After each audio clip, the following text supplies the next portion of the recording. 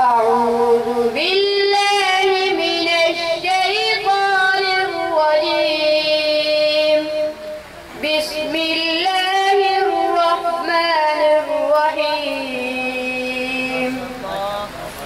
أرأيت الذي يكذب بالدين فذلك الذي يدع اليتيم ولا يحض على طعام المسكين فويل للمصلين الذين هم عن صلاتهم ساهون الذين